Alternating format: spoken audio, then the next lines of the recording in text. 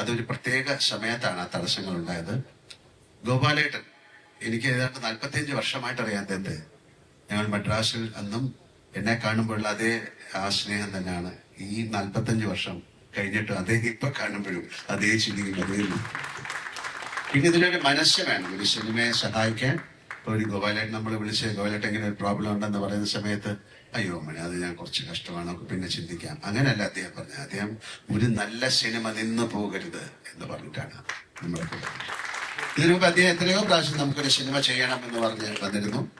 അന്ന് സാധിച്ചില്ല, പല കാരണങ്ങളും കൊണ്ടാണ്. പിന്നെ സിനിമ എന്ന് പറയുന്ന ഒരു നിമിത്തമായിട്ട് ഞാൻ വിശ്വസിക്കുന്നു. ഇങ്ങനെ ഒരു സിനിമ ചെയ്യാൻ വേണ്ടിയിട്ടാണ് ഗോപാലേട്ടൻ ഞങ്ങൾ കാത്തിരുന്നത്. നമുക്ക് എടുത്തു പറയേണ്ട, വേറെ നന്ദി പറയേണ്ട മിസ്റ്റർ കൃഷ്ണമൂർത്തിയോടാണ്. തീർച്ചയായിട്ടും ഗണേഷ് ഇല്ല കൃഷ്ണമൂർത്തിയൊക്കെ വളരെയധികം.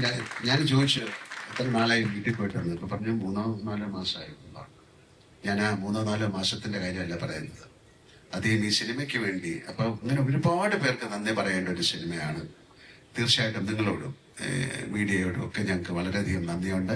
കാര്യം ഒരു സിനിമ ഇത്രയും ആഘോഷിക്കപ്പെടുന്നത് അപൂർവമായിട്ടാണ്. ഇനി ഇങ്ങനൊരു സിനിമ ഉണ്ടാകുമോ എന്ന് എനിക്കറിയില്ല. ഇത് ഇന്ത്യയിൽ മാത്രമല്ല, എല്ലാവർക്കും ഇതൊരു എന്താണെന്ന് മനസ്സിലാകാത്ത തരത്തിൽ. ഇന്ന് ഞാൻ ബാംഗ്ലൂരിൽ നിന്നാണ് വരുന്നത്. 1350 സ്ക്രീനുകളിലാണ് ഈ സിനിമ അവിടെ കളിക്കുന്നത്. അത് നമുക്ക് വിശ്വസിക്കാൻ പറ്റുന്നില്ല. ഇപ്പൊ ഞങ്ങൾ വരുമ്പോ മിഡിൽ ഈസ്റ്റ് UAE-യിലത് 1000 ഒന്നുമല്ല, എത്രയാണ് ആന്റണി?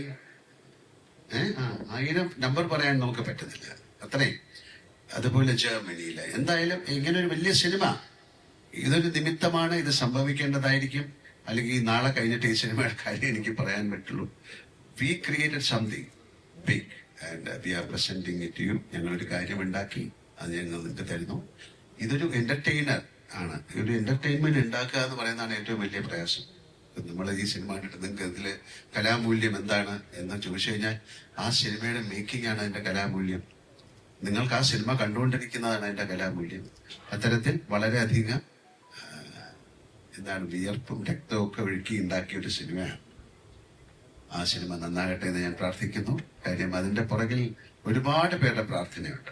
രാജു പറഞ്ഞ പോലെ ആ സിനിമയ്ക്ക് വേണ്ടി ഒരു ഗ്ലാസ് വെള്ളം ഞങ്ങൾക്ക് കൊണ്ടുതരുന്ന ഒരു പയ്യൻ പോലെ എന്നെ കാണുമ്പോൾ ചോദിക്കും, സാറേ സിനിമ എന്തായി?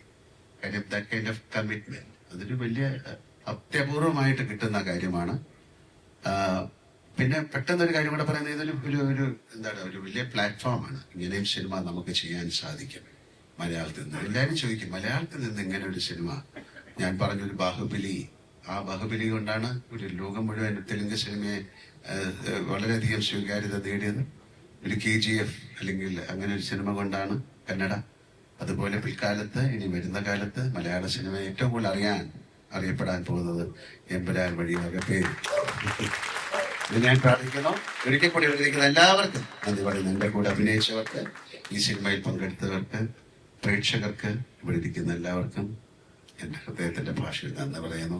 എമ്പുരാൻ നല്ലൊരു വിജയമായി മാറട്ടെ. നാളെ രാവിലെ ഞാനും സിനിമ കാണാൻ പോവാണ്. ഈ സിനിമ കാണാനുള്ള അത്യധിക ആവേശത്തോടെയാണ് ഞാൻ പോകുന്നത്. നന്നായിരിക്കുമെന്ന് പ്രതീക്ഷിക്കുന്നു. Thank you.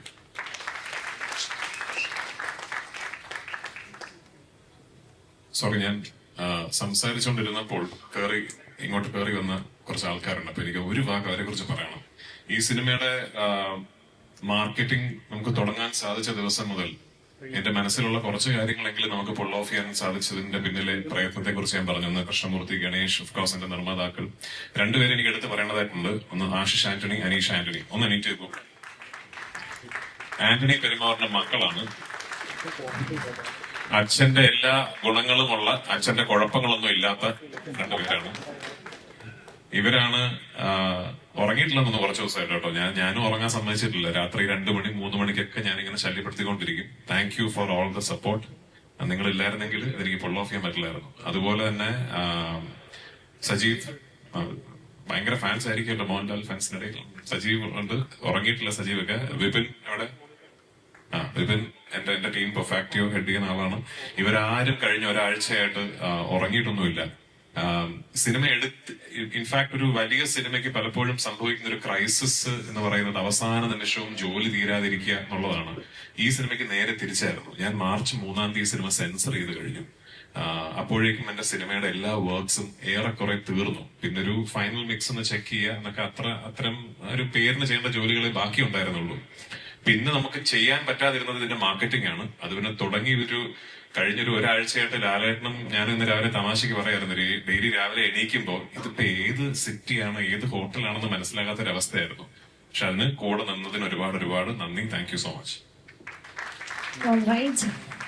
So now very quickly, നമ്മൾ മീഡിയയ്ക്കായി ഫ്ലോർ ഓപ്പൺ ചെയ്യുകയാണ്. And we are inviting questions from the media.